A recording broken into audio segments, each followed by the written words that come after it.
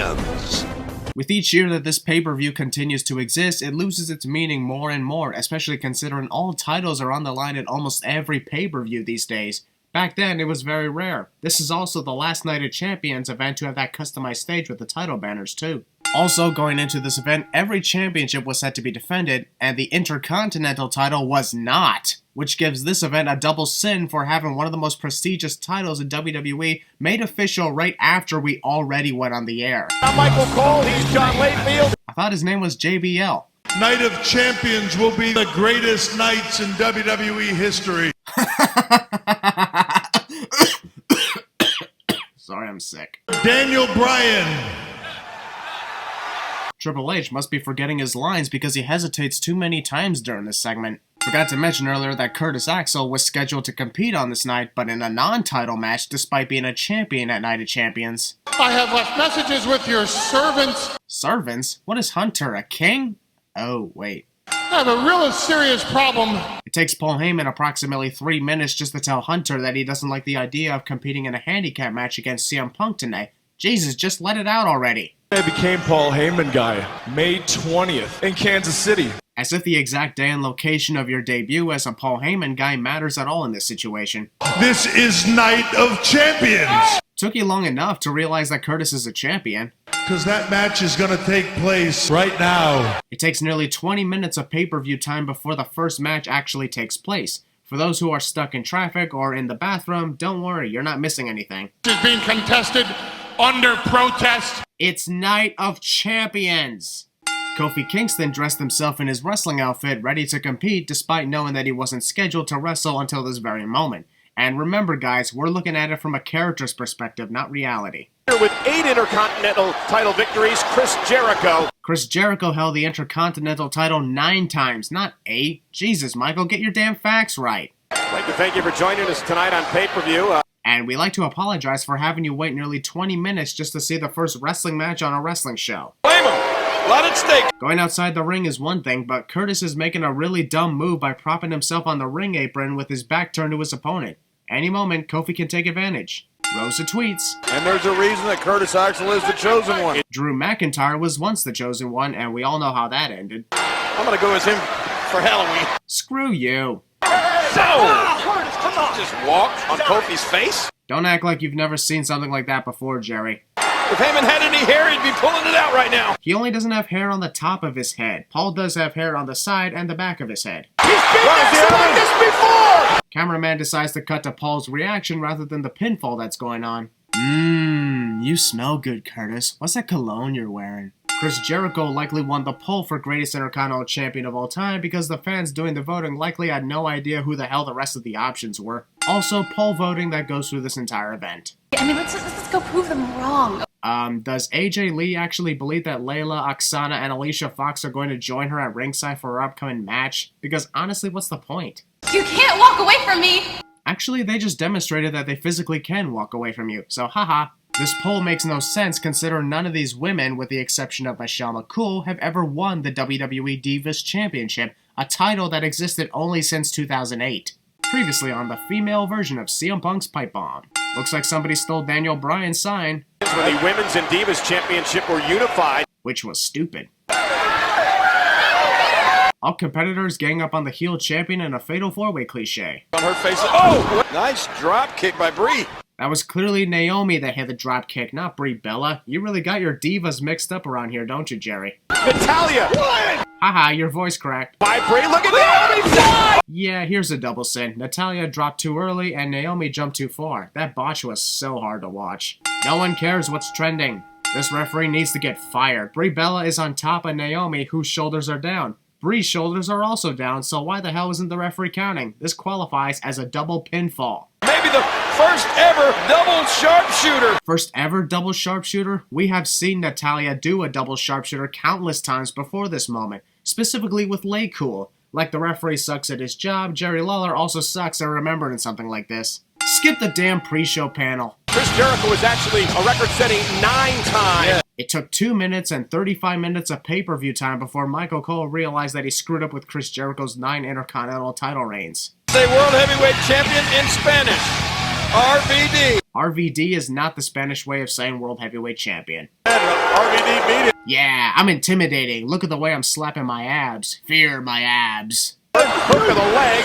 Del Rio kicks out. Actually, Rob Van Dam simply let go of Alberto Del Rio. Alberto never kicked out at all. I guess RVD just didn't want to beat him early. Friday night on SmackDown. Boots up. Man, not only was Alberto watching RVD the whole time, but he was also way too close to the ring apron. RVD's lucky to have hit Alberto at all in this sequence. That kick.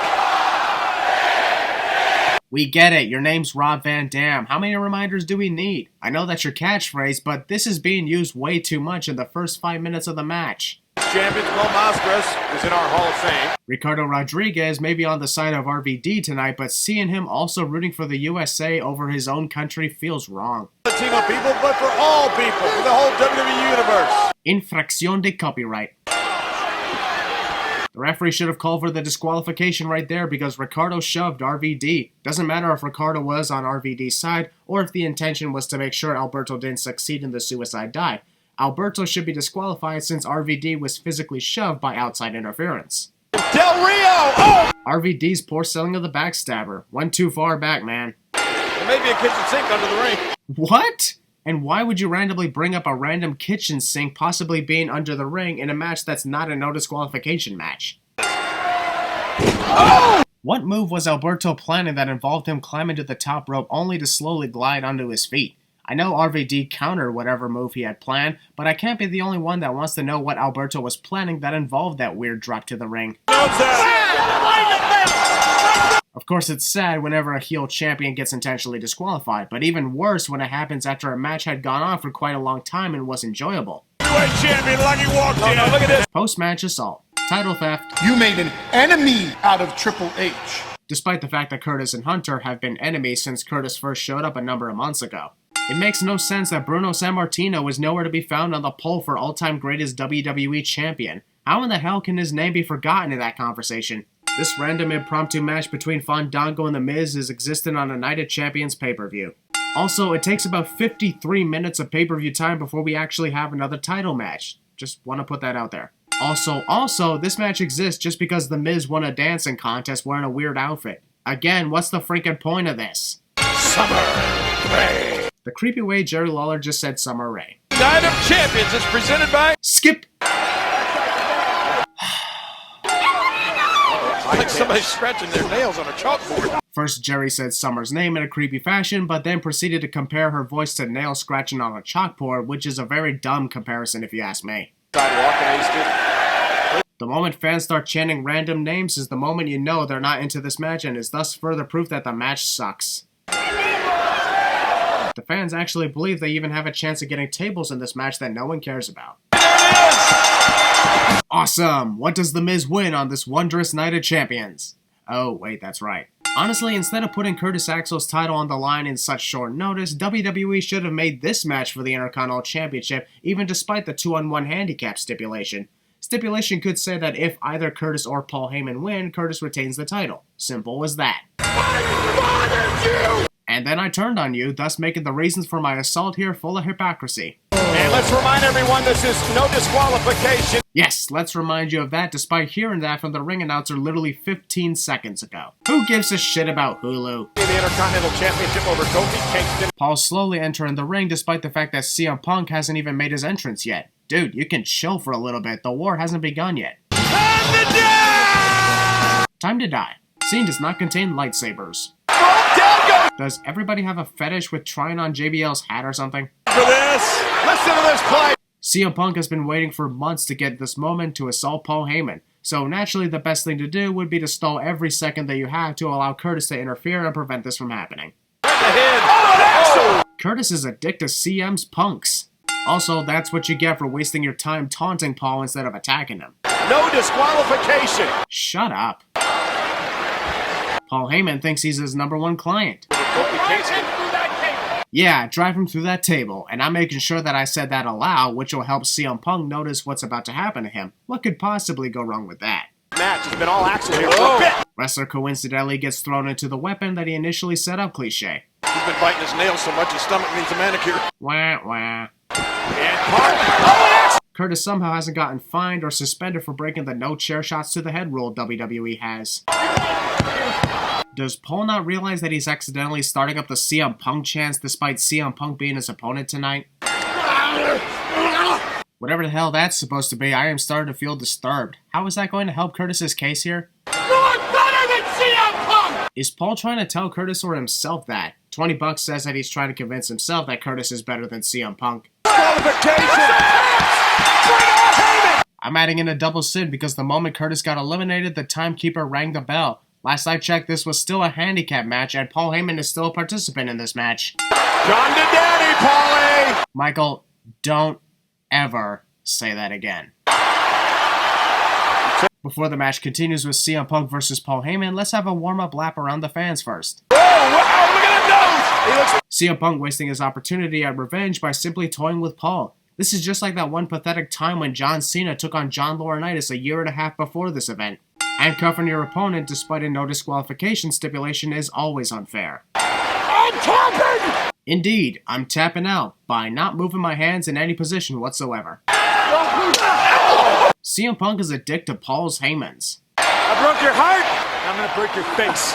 I don't care what anyone says, that line right there from CM Punk was awesome and badass, so here's a sin removed. Although I'll have to add that sin back because if you're going to break his face, just do it already. Yep, just like I thought, this match is basically the main event of 2012's Over the Limit, where John Laurinaitis defeated John Cena with the help of outside interference. Oh, come on! And thus we will never hear the end of Paul Heyman bragging about how he defeated CM Punk while handcuffed.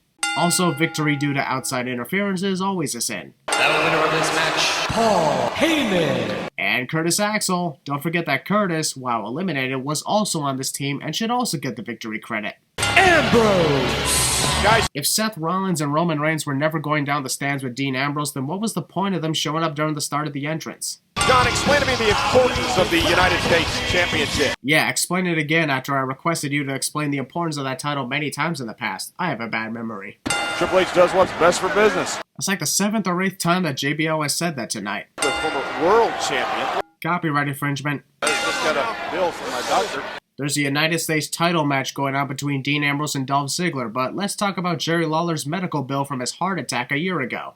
He's slightly off Dean Ambrose. Slightly off? That's not even a quarter close to how insane Dean is. Oh, that feels so good. Don't stop, Dean. This time Ambrose is... Seriously, pantsing the wrestlers is sinful as hell, and it's gross. Maybe not. And now Ambrose! To be honest, this version of Dirty Deeds is much more effective than that parody of Drew McIntyre's Future Shock DDT. This gets sinned because he doesn't use this move anymore. What do you bet that the kids logged on to Vo and wondered who the hell all these guys were? Who? Uh-oh, wait a minute. I'll tell you in a minute. And by in a minute, I mean I'm never going to tell you at all. Previously on Night of Champions. The Undertaker, who we have not heard or seen. Well, it's not WrestleMania season, so we shouldn't be surprised that we haven't seen or heard from The Undertaker. Didn't have to worry about that. Seth only got lightly tapped by Darren Young's elbow, which somehow knocked him to the ground as if Darren was supposed to do a shoulder tackle. Someone must have botched something. That could be it. Isn't enough here! Darren let go of Seth and removed himself from the pinfall before Seth kicked out at all. That's honestly embarrassing to watch. Whistle kicks. Oh, Darren ducked. Haha, you slipped. Pick them apart. Whoever that fan was that shouted "Believe in the Shield." Come on, Dion. I don't think Seth realizes that monologuing doesn't exactly help your case when you're in control of the match. The referee never saw Seth tag himself in, yet decides to qualify it as a legal tag anyway. That tag should not count at all. Why the hell are you showing us something that happened literally 20 minutes ago? It's not going to affect the upcoming main event, so it's pointless. DX! Yeah, sure. One small title reign that wasn't exactly memorable makes Triple H and Shawn Michaels the greatest tag team champions of all time. No offense, but that's complete horseshit. Triple H says no outside interference. Holy crap, how many times do we need to hear that there is going to be no outside interference tonight? Like, seriously, we get it already. You've reminded us at least once per match. He is the face of the WWE. Actually, by 2013, John Cena is still the face of the WWE. It is a big fight feel in the Joe. It is a big fight feel in wherever the hell we are tonight, cliche. They're tweeting right now. Instead of watching this match, people are tweeting. Now part of the Cutting Edge, hosted by Edge. In case you thought some other random wrestler was hosting the Cutting Edge last week. And why the hell are we talking about the cutting edge? Randy Orton with a side headlock takedown on Daniel Bryan in control of this match. Built the sports entertainers. The force is strong in Randy's boot. Got your beard. Oh, look out, Bryan! No doubt that was a well-executed Hurricane Rana, don't you think? And here comes the flying goat again! After rolling out of the ring and getting hit with a suicide dive from Daniel, how did Randy not figure that was going to happen a second time? It's literally been 20 seconds since he got hit the first time. Orton Copyright infringement. went for the RKO, and now... Referee knocked down a crucial point in match cliche. But I think Daniel Bryan needs to try to cover Orton. How do you expect Daniel to cover Randy when they're both on the turnbuckle? Don't know if you know this, but you can't pin your opponent on the top rope. Seriously, how did no one get even a little bit suspicious the moment Scott returned to officiating this match upon getting knocked out 7 minutes ago? Either this referee acted on his own terms upon getting knocked out of the ring, or this was pre-planned by the authority. Either way, it doesn't make any sense to have Triple H's plan be Daniel win the title only to strip it from him the next night, especially if he never wanted him to be WWE Champion in the first place.